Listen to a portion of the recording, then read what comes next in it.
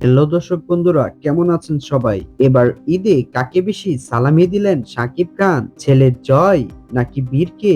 টলিউডের superstar Shakib Khan ঈদে ছেলে জয় ও বীরকে কি উপহার দিলেন, কাকে দিলেন বেশি সালামি? ভক্তদের মধ্যে এ নিয়েই চলছে চরম কৌতূহল। আজকের বিশেষ প্রতিবেদনে জানাবো শাকিব খানের ঈদ উদযাপন নিয়ে এক্সক্লুসিভ কিছু তথ্য।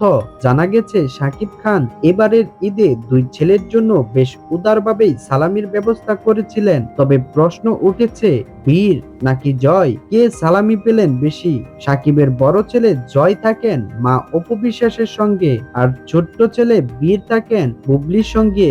সাকিব ঈদের দিন দুজনের সঙ্গে যোগাযোগ করেছেন।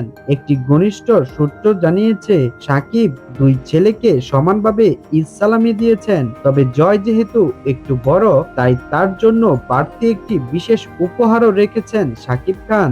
এ নিয়েই বুবলির ঘনিষ্ঠ মহলে নাকি একটু অসন্তোষ দেখা দিয়েছে। বুবলি নাকি মনে করেছেন বীরের তুলনায় জয় একটু বেশি গুরুত্ব পাচ্ছেন সাকিবের কাছে। যদিও সাকিবের পক্ষ থেকে কোনো আনুষ্ঠানিক মন্তব্য আসেনি, তবে তিনি সবসময় দুই ছেলেকে সমান ভালোবাসেন বলে দাবি করেন।